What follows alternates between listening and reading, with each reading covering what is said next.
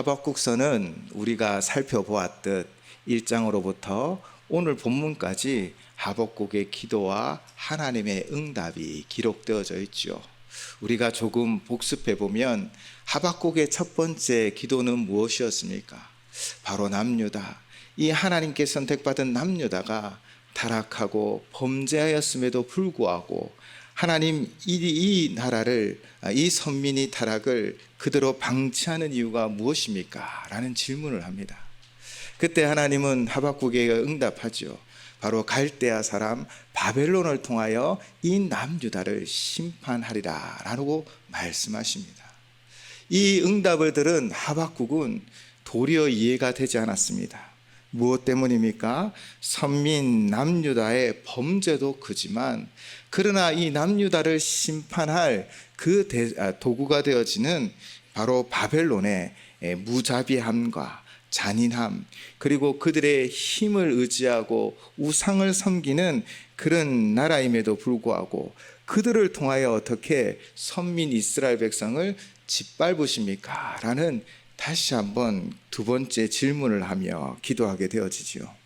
그리고 그는 높은 성루에 올라가 성을 지키는 파수꾼처럼 민족을 위하여 하나님을 바라보며 그 응답을 기다리고 있었습니다. 오직 우리를 인도하실 그분을 향하여 그 시선을 고정하고 있었지요. 그때 하나님이 하박국 2장 3절로 말씀하셨습니다. 이 묵시는 정한 때가 있나니 그 종말이 속히 이르겠고 결코 거짓되지 아니하리라. 비록 더딜지라도 기다리라. 지체되지 않고 반드시 응하리라. 아멘. 정한 때가 있습니다. 하나님의 때에 하나님의 응답의 역사가 있습니다. 이 때는 사람의 때가 아닙니다. 사람들이 계산하여 정한 날짜도 아니고요. 또 사람들이 모여 합의해서 이때쯤이라고 결정한 것도 아닙니다. 바로 하나님의 때입니다. 그때는 모든 것을 통치하시고 다스리시는 하나님께서 택하시고 그때 심판하시기에 모든 세력은 복종하며 그분께 무릎 꿇게 되어질 것입니다. 그러나 그때는 우리의 생각한 때가 아니기에 우리의 시간과는 다르다라는 것이죠. 임신을 하고 출산을 할 때 항상 병원에서는 언제쯤이라는 그 날짜를 받습니다. 그러나 모두가 다 병원에서 알려준 날짜에 딱 맞는 것은 아닌 것 같습니다.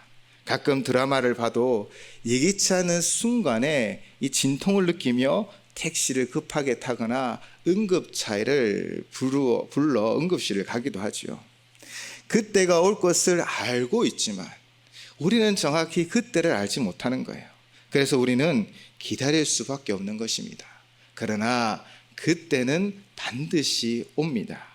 그러면 우리는 환한 얼굴로 나와 닮은 꼴의 새 생명을 만나게 되어지는 것이지요. 비록 더딜지라도 기다려야 합니다. 왜냐하면 지체되지 않고 반드시 하나님의 말씀은 우리의 삶 가운데 이루어지기 때문입니다. 그러면서 하나님은 바벨론의 악에 대하여 이야기합니다. 그 악을 이야기하는 이유는 바로 이 바벨론을 향한 하나님의 심판이 예비되어 있음을 하박국에게 말해주는 것이지요. 5가지 화 있을지언저를 선언했는데 다시 한번 이 말씀을 생각해 보면 지금을 살아가는 우리 세상, 바로 우리 세상도 이런 악이 관영하다라는 것입니다. 하박국은요, 자신의 일신, 즉 자신을 위하여 지금 기도하고 있는 것이 아닙니다. 오직 이 민족, 하나님께 택합받은 이 남유다가 하나님 앞에 바르게 서고 하나님을 기뻐하고 하나님만을 온전히 섬기는 백성 되기를 원합니다. 그 간절한 마음으로 기도하고 있다는 것입니다. 그렇게 보면 우리 또한 이 나라 이 민족을 위하여 기도하셔야 하고 우리 한국 교회를 위하여 기도하는 사명을 잊지 말으셔야 합니다. 그렇다면 바벨론의 악과 현대를 살아가는 우리 세상의 악은 어떤 관련이 있을까요? 바벨론의 첫 번째 악은 하박국 2장 6절에 기록되어져 있습니다. 특별히 PPT 화면은 준비하지 않았습니다. 여러분 성경을 보시면 바로 찾을 수 있기 때문에 우리 하박국 2장 6절을 보시기 바랍니다. 그 무리가 다 속담으로 그를 평론하며 조롱하는 시로 그를 풍자하지 않겠느냐. 곧 이르기를 화 있을진저 자기 소유 아닌 것을 모으는 자여 언제까지 이르겠느냐. 볼모 잡은 것으로 무엇게 진진 자여라고 그들의 악이 무엇인지를 말씀하십니다. 첫 번째 악은 자기 소유 아닌 것을 모으는 자들이라는 것이지요. 바로 탐욕이 지배하는 세상을 살아가는 것입니다. 바벨론은 자신들의 무기를 우상시할 만큼 강력한 무기를 가지고 강력한 힘을 가진 제나라입니다. 바로 자신들의 힘이 신이요, 세상에서 자신들보다 뛰어난 존재는 없고 세상에서 자신들보다 강한 존재가 없다라는 그 생각을 가지고 천상천하 유아 독존으로 여겼던 것이죠. 그래서 그들은 탐욕을 부려도 된다, 내 탐욕대로 내가 취하리라 라는 그 마음으로 세상을 지배하고 있다는 것입니다. 이것이 바로 그들의 악이요, 심판의 대상이 됩니다. 현대사회는 어떠합니까? 현대사회에 바로 이 탐욕이 주장하고 있는 세상이 아닐까요? 그래서 탐욕의 전쟁터라고 말할 수 있는 것 같습니다. 우리 안에 있는 수많은 죄는 결국 자신의 탐욕으로부터 시작되었음을 우리는 볼 수 있는 것이죠.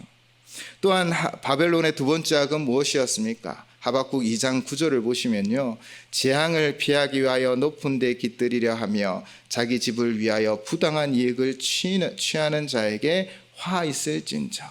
부당한 이익을 취했다라는 것입니다. 부당한 이익을 어떻게 취하였죠? 바로 10절에 보면 다른 민족을 정복했다라는 것입니다. 내가 많은 민족을 멸한 것이 바로 다른 민족을 정복하여 그들의 것들을 취하며 부당한 이익을 취한 것입니다. 그들이 심고 거둔 것이 아니라 빼앗고 싸워서 침략하고 정복하여 그들의 집을 채웠고 부를 누렸고 포로를 학살하며 또 노예를 삼았고 그것들로 자신의 집을 꾸몄다라는 것이지요. 이것이 바로 이 바벨론의 악이었습니다. 그렇다면 오늘을 살아가는 우리의 현대사회는 어떠합니까? 지금의 현대사회도 이와 같습니다. 내가 더 잘 살고 내가 더 많은 것을 누리기 위하여 우리는 다른 사람들의 시간을 빼앗고 다른 사람들의 노력을 또 다른 사람들의 것을 취하고 있는 것은 아닙니까? 내가 더 편하려면 결국 누군가는 수고해야 하는 것이지요. 어쩌면 이것이 현대사회의 죄악과도 같은 것 같습니다. 세 번째 악은 하박국 2장 12절입니다. 피로 성읍을 건설하며 불의로 성을 건축하는 자에게 화 있을진저. 피로 성읍을 건설하고 불의로 성을 건축하는 자들입니다. 성을 건축한다라는 것은 무엇입니까? 정복한 전쟁을 통하여 자신의 부당한 이익을 가지고 자신들의 나라를 세워갔습니다. 바로 피로 성읍을 건설하고 정의와 공의가 아닌 오직 힘의 논리로 강육 약식의 이 불의를 행했던 것입니다. 그렇게 자신들의 성을 건축하였죠. 그리고 바벨론은 스스로 생각했을 것입니다. 이 성은 튼튼하여 아무도 넘보지 못할 것이다. 우리의 권세는 영원할 것이다. 우리가 쌓은 성은 영원할 것이다 라고 생각했을 것입니다. 바로 교만의 극치인 것이지요. 그러나 그들이 세운 모든 성도 결국 바사라는 즉 페르시아에 의하여 무너졌음을 세계 역사는 우리에게 보여주고 있습니다. 현대 사회 또한 이와 같다라는 생각이 듭니다. 모두 다 자기들의 성을 만들지요. 자신을 보호하기 위해서입니다. 학벌의 성을 만들고 재물의 성을 만들고 또 자기의 권력의 성, 명예의 성들을 다 만듭니다. 그러나 자신이 만든 그 모든 성이 영원한 것일까요? 모두가 다 모래성과 같이 결국은 무너져 버린다라는 것입니다. 그러나 이 성을 세우기 위하여 많은 사람들은 지금도 투쟁하고 있는 것이지요. 네 번째 바벨론의 악은 하박국 2장 15절입니다. 이웃에게 술을 마시게 하되 자기의 분노를 더하여 그에게 취하게 하고 그 하체를 드러내려 하는 자에게 화 있을진저. 이웃에게 술을 마시게 한다라는 것은 향락과 방탕에 빠져들게 한다라는 것이지요. 바벨론은 당시 국제사회에서 술 취함으로 상징되어지는 즉 온갖 타락과 부패, 난잡한 문화를 조장하는 데 앞장선 나라입니다. 그래서 신약에서는요, 요한계시록에 보시면 바벨론을 음녀와 동일하게 표현하기도 하였습니다. 그만큼 타락하고 그만큼 향락과 방탕에 빠졌던 것이 바벨론이었지요. 그런데 문제는 그들뿐 아니라 그들이 정복한 피지배국들을 바벨론의 영향권 안에서 방탕과 향락에 젖어들게 하였다라는 것입니다. 이것이 그들의 악이지요. 현대의 우리의 모습은 어떠합니까? 우리나라들의 가정의 가장 큰 문제들은, 가정이 붕괴되어지는 제일 1순위의 문제는 성적 문제라고 합니다. 그리고 청소년들이 중독으로 말미암아 무너져가고 있습니다. 마약과 도박 등 점점 그 강도가 세워지고 있는 것 같죠. 무너져가는 이 나라를 위하여 우리는 기도해야 합니다. 음란의 영들이 떠나가고 또 중독과 같은 도박과 마약과 이 시대의 이 모든 악한 것들을 끊어지도록 우리는 나라를 위하여 기도해야 하는 것이지요. 다섯 번째, 이 바벨론의 악은 무엇이었습니까? 하박국 2장 18절 19절 말씀입니다. 새긴 우상은 그 새겨 만든 자에게 무엇이 유익하겠느냐? 부어 만든 우상은 거짓 스승이라 만든 자가 이 말하지 못하는 우상을 의지하니 무엇이 유익하겠느냐? 나무에게 깨라 하며 말하지 못하는 돌에게 일어나라 하는 자에게 화 있을진저 그것이 교훈을 베풀겠느냐?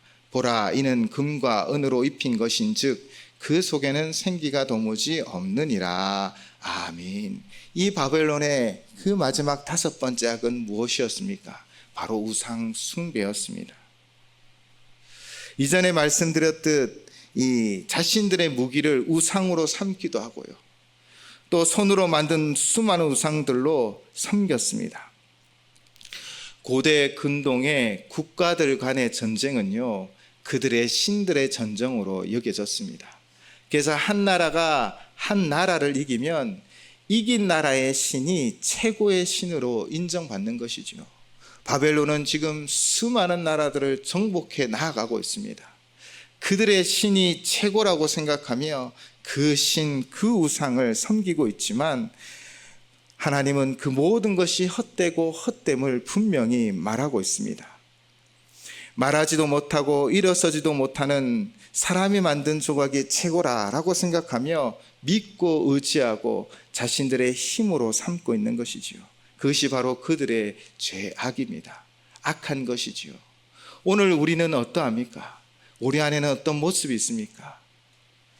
우리 안에도 우상이 있는 것은 아닙니까? 돈이 최고의 우상이라고 저는 생각해 왔었는데요, 요즘 생각이 조금씩 바뀌고 있습니다. 우리의 가장 많이 이 현대 사회가 섬기는 우상은요, 바로 자기 자신인 것 같습니다. 자기 자신을 위하여 돈을 모으고요, 자기 자신을 위하여 살아갑니다. 자신에게 좋으면 선한 것이고 자신에게 나쁘면 악한 것으로 치부해 버립니다. 자신이 신이 되고 우상이 되어져가는 사회를 살아가고 있지요. 이것이 오늘날 현대 사회의 악인 것입니다. 이 모든 악한 것을 누가 알고 계십니까? 바로 하나님 알고 계시지요. 하나님은 이 악한 것에 반드시 심판하여 주실 것입니다. 남유다가 아는 것도 소용이 없고 하박국이 아는 것도 소용이 없습니다. 하나님이 다 아시기 때문에 하나님은 그 심판 때에 오직 믿음으로 살아가는 자는 구원을 얻게 하여 주실 것이고, 믿음이 아니라 세상을 쫓아 이 악 가운데 살아가는 이들은 결국 심판을 받게 되어질 것입니다. 비록 남유다가 죄악으로 인하여 하나님 앞에 심판을 받지만, 그러나 하박국은 계속 말하는 것이, 이런 죄악을 가진 바벨론이 어찌 하나님 택한 백성을 심판하십니까? 라고 하나님 앞에 항변하고 있었지요. 그러나 하나님은 무엇을 이야기하십니까? 바벨론은 결국 그들의 악으로 인하여 심판받을 것이고, 그리고 바벨론에 인하여 고난을 받고 징계를 받은 남유다, 이스라엘 백성들은 바로 믿음으로 다시 일어나게 될 것을 예언하여 주셨습니다. 바로 믿음의 구루터기에서 새싹이 나는 것이지요. 의인은 그 믿음으로 말미암아 살리라. 바벨론은 탐욕으로 인하여 많은 나라들을 정복하고 자신의 이익을 가지기 위하여 빼들어 왔고, 또 그것으로 자신들의 튼튼한 성을 쌓으며 영원할 것이라고 생각했습니다. 자신도 방탕하고 또한 지배국도 타락하게 하였지요. 자신들이 섬기는 신이 세계 최고의 신이라고 여기며 자신들은 영원할 것처럼 여겼습니다. 그러나 반드시 하나님의 때에 전능하신 하나님 앞에 추풍낙엽처럼 무너질 것을 믿습니다.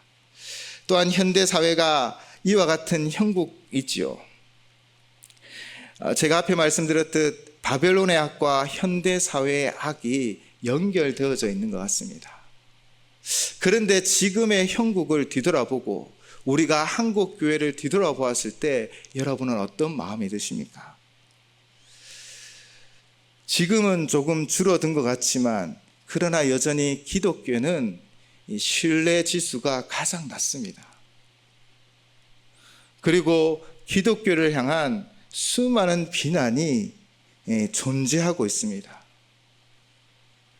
가장 깨끗해야 하지만 그러나 썩어져 있는 교회를 향해 수많은 비방거리가 있고, 그들로 인하여 지금 형국은 어쩌면 교회가 어려움을 당하고 있는 상황인 것 같기도 합니다. 그래서 우리도 이렇게 항변할 수 있겠죠. 하나님의 교회가 아닙니까? 어찌 세상이 하나님의 교회를 비방하며 하나님의 교회를 향하여 그 신뢰도가 낮다라고 이야기하며 하나님의 교회를 향하여 정말 비방하고 있습니까? 라고 기도할 수 있을 것 같습니다. 그러나 우리는 이 하박국의 원리를 통해 우리 자신을 뒤돌아보셔야 합니다.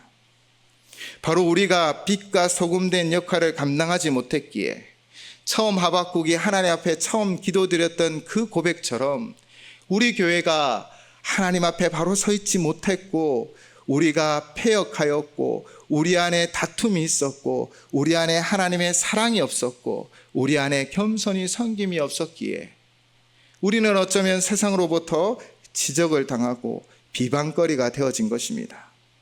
물론 세상이 더 옳기 때문이 아닙니다. 결코 세상이 옳기 때문이 아닙니다. 바로 우리의 죄 때문인 것이지요. 한국교회가 빛과 소금의 역할을 감당하지 못했기에 소금이 그 맛을 잃어 밟힐 뿐인 것입니다. 그러나 하박국을 통하여 우리에게 주신 소망이 무엇입니까? 의인은 그 믿음으로 살리라 라고 말씀하고 있습니다. 바벨론을 통해 이스라엘 백성이 남유다가 심판을 받아 그들이 포로로 잡혀가는 그 포로의 시절을 지나갈 것입니다. 그러나 때가 되면 하나님은 그 믿음의 그루터기에서 새싹을 일으키고 회복시키는 것처럼 우리가 지금 우리의 죄와 한국교회의 세속화와 우리 안에 있는 죄로 말미암아 비방거리가 되어졌지만 우리가 다시 믿음으로 일어선다면, 우리가 다시 빛과 소금의 역할을 감당한다면 한국교회는 다시 이 땅 가운데 진정한 생명의 빛을 비추고 소금의 역할을 감당하게 되어질 줄을 믿습니다. 의인이 그 믿음으로 말미암아 살리라고 말씀하셨던 것처럼 한국교회가 이 어려운 상황 가운데서 바로 믿음으로 다시 일어나면 살 수 있다는 것입니다. 그러면 어떤 믿음으로 살아가야 합니까? 우리 방금 읽어드렸던 이 말씀 구절, 의인은 그의 믿음으로 말미암아 살리라는 이 말씀은 바로 루터 종교개혁의 시작점이 되어졌지요. 종교개혁으로 인하여 그 종교개혁을 통하여 하나님은 하나님의 역사를 이루어 가셨던 것처럼 우리 안에 새로운 종교개혁의 역사가 일어나야 합니다. 종교개혁은 5가지 원리로 살아가는 것입니다. 저번 하박국 2장을 통하여 말씀드렸듯 오직 성경, 오직 그리스도, 오직 은혜, 오직 믿음, 오직 하나님께 영광, 이 5가지 이 모습을 우리가 회복한다면 한국교회는 다시 일어나게 되어질 것이고 믿음으로 살아가는 역할을 감당하게 되어질 줄을 믿습니다. 그러므로 우리는 하박국처럼 오늘 하나님 앞에 간절히 기도해야 합니다. 하나님, 한국 교회를 다시 믿음으로 세워주시옵소서. 오직 성경, 오직 그리스도, 오직 은혜, 오직 믿음, 오직 하나님께 영광 돌려드리는 한국 교회가 되어 다시 일어서게 하시고 생명을 살리는 노아의 방주가 되게 하시고 저 망망대의 등대가 되어 빛을 비추게 하여 주십시오라고 우리는 기도하셔야 합니다. 우리가 기도하면 하나님 응답하여 주십니다. 이제 하박국은 마지막 3장을 기록하며 그의 기도를 기록하고 있습니다. 우리가 앞에 2장의 바벨론의 악에 대하여 그리고 우리의 상황을 말씀드리며 우리가 믿음으로 살아가야 함을, 다시 일어나야 함을 말씀드린 것처럼 하박국은 그 기도를 지금 드리고 있는 것입니다. 본문 1절은 시기오롯에 맞춘 선지자 하박국의 기도라라고 기록하고 있습니다. 시기오롯은 슬픔의 노래라는 의미가 담겨 있다고 합니다. 그리고 어느 학자는 이 형식이 일상적인 리듬에서 벗어나 파격적으로 연주되는 노래를 가리키는 것이다 라고 설명을 하기도 합니다. 그래서 해석에 따라 조금씩 다른 해석을 내어놓기도 합니다. 그러나 한번 종합해 보면 남유다의 심판에 대한 슬픈 마음을 품고 있지만 그러나 결국 의인이 믿음으로 살아가는 것처럼 남아있는 남유다의 믿음의 백성들을 다시 일으켜 세워주실 것이라는 그 믿음으로 슬픔 가운데 노래하며 기도하고 있다는 것이지요. 하박국의 기도는 결국 이 남유다가 그들의 악으로 말미암아 이 5가지 큰 악을 가진 바벨론으로부터 심판을 받겠으나 그러나 그 서글픈 현실이 우리에게 닥칠 것이나 결국 믿음으로 승리할 것을 고백하고 있는 것입니다. 2절의 말씀입니다. 여호와여, 내가 주께 대한 소문을 듣고 놀랐나이다. 여호와여, 주는 주의 일을 이 수년 내에 부응하게 하옵소서. 이 수년 내에 나타내시옵소서. 진노 중에라도 긍휼을 잊지 마옵소서. 아멘. 하박국 선지자는 수년 내에 부응하게 하옵소서라고 고백하고 있습니다. 그런데 가끔 이 부분만 딱 내어서 이 부흥과 관련되어 장식을 할 때 사용되어지기도 합니다.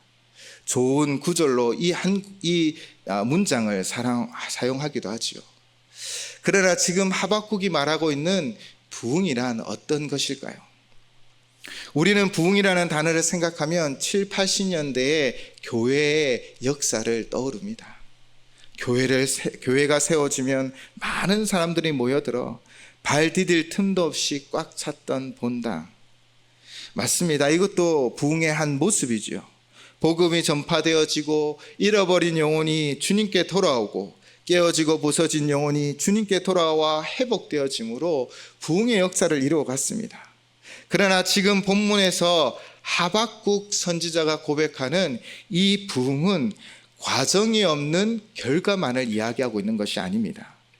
하박국의 부흥은 하나님의 징계를 통과한 진정한 회복을 노래하고 있는 것입니다. 남유다는 어떤 상황입니까? 강포와 폐역, 겁탈과 강포, 변론과 분쟁, 율법이 해이하고 정의가 전혀 시행되지 못하는 사회였습니다. 하박국 선지자가 사역했던 그때의 남유다 왕은 여호야김으로 알려져 있습니다. 이 여호야김은요, 하나님 말씀이 기록되어져 있는 두루마기를 불태웠던 왕입니다. 예레미야 선지자 등 참 선지자를 핍박했던 왕이 바로 여호야김입니다. 그러므로 정치적으로도 경제적으로도 종교적으로도 소망이 없는 깊은 암흑의 시절이 바로 지금 하박국 선지자가 기도하고 있는 그 시점인 것이죠. 하나님께서는 선지자를 보내어 돌아오라고 말씀하였지만 그들은 끝까지 돌아오지 않았습니다. 그러므로 이미 심판의 도끼가 그들을 향해 찍혀져 있는 것이지요. 동시대 선지자 예레미야는 우리는 바벨론의 포로의 시절을 맞이할 것이다. 그러나 너희가 인내하고 견뎌내어야 함을 선포할 정도로 이미 그 심판은 코앞에 다가온 것입니다. 결국 이 심판을 통하여 하나님의 하실 일은 무엇이었을까요? 욥기 23장 10절입니다. 그러나 내가 가는 길을 그가 아시나니 그가 나를 단련하신 후에는 내가 순금같이 되어 나오리라.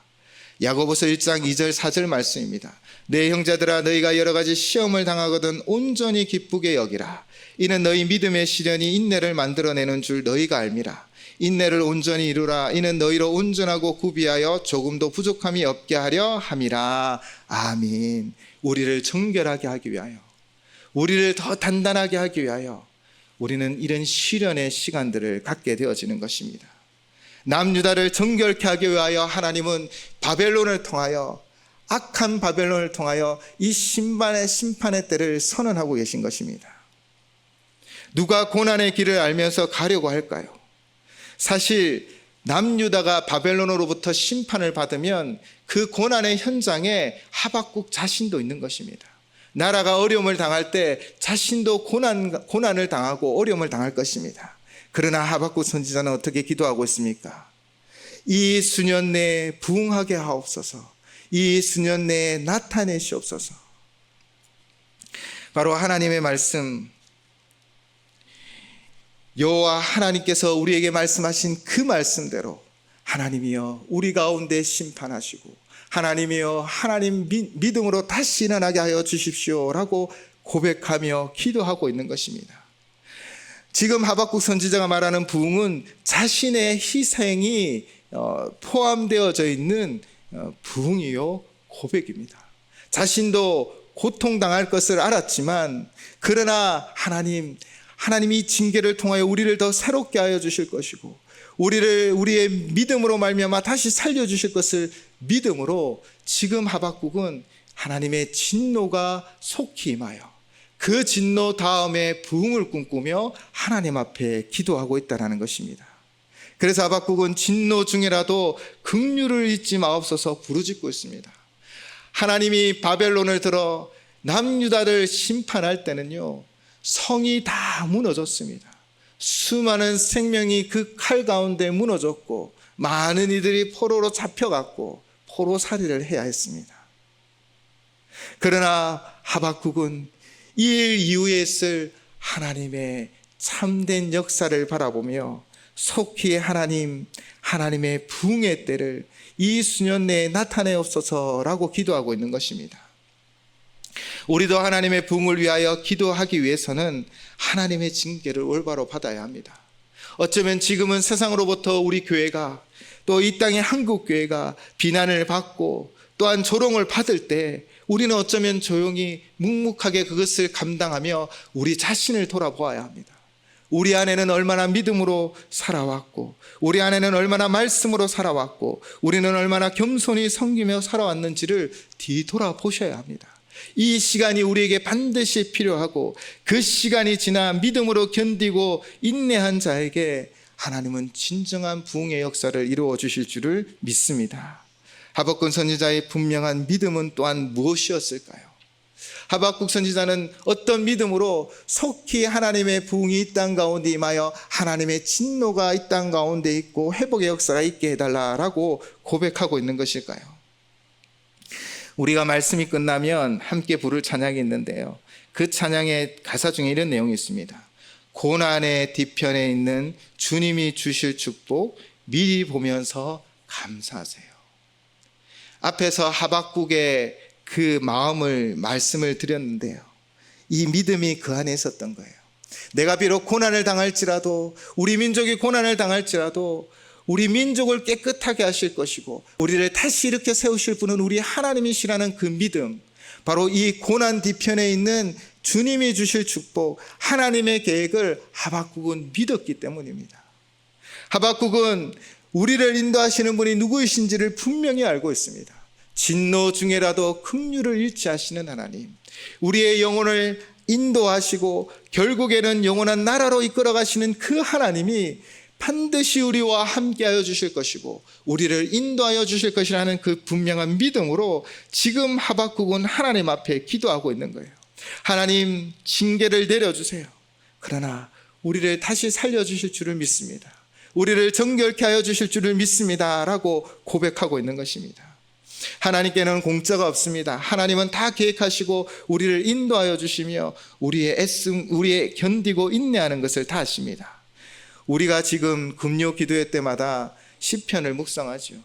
시편은 다윗의 많은 시들이 기록되어져 있습니다. 다윗이 이런 황금 같은 시편을 남길 수 있었던 것은 그가 고난의 현장 가운데 오직 믿음으로 하나님 앞에 나갔기 때문입니다. 그리고 우리가 지금 받은 이 복음은 바울의 고난의 행진 가운데 그가 믿음으로 견뎌냈기 때문에 우리에게 주어진 것이지요. 바로 견디고 인내하며 믿음으로 나아가는 자가 하나님의 약속의 때에 위대한 역사를 만들어 주실 줄을 믿습니다. 그러므로 우리는 이 하박국의 믿음을 가지고 이 한국 땅, 한국 교회를 위하여 중보하며 기도하며 나아가셔야 합니다. 우리를 통하여 위대한 역사를 만들어 주실 하나님, 우리 안에 죄가 있고 우리 안에 허물이 있다면 주여 우리를 징계하시고 우리를 정결케 하여 주십시오. 그러나 징계 중에라도 진노 중에라도 긍휼을 잃지 마시고 우리를 새롭게 하여 주십시오 라고 기도하신다면 하나님이 이 땅 가운데서도 하나님의 부흥의 역사를 이루어 주실 줄을 믿습니다. 결국 하나님께서는 우리 인생 가운데 큰 구원을 베풀어 주십니다. 하박국은 3절에서 15절까지 두 가지의 큰 구원의 사건을 노래하고 있다라고 학자들은 설명하고 있습니다. 3절에서 7절은 출애굽의 역사, 그 역사 가운데 구원의 역사를 노래하고요. 8절부터 15절은 장차 되어질 바벨론의 역사, 바벨론에 대하여 징계를 받지만 포로 귀환의 역사, 회복의 역사를 노래하고 있다는 것입니다. 그 이유를 3절에서 대만과 바란산은 바로 예루살렘 남쪽에 있는 신의 산을 염두에 둔 표현이기 때문이다 라고 학자들은 설명합니다.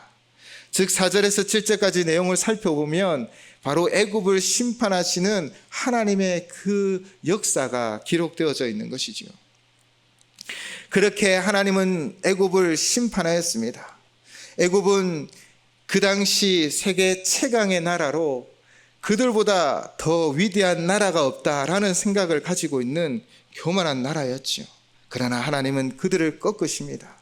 그리고 그들 속에 고통받던 이스라엘 백성들을 출애굽시켜 주시죠. 그리고 그 결과는 무엇이었을까요?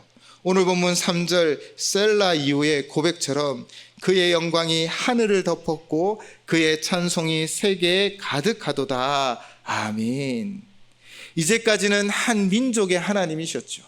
아브라함을 부르셨고 그냥 애굽에 종살이하는 이스라엘 백성들의 하나님이셨습니다.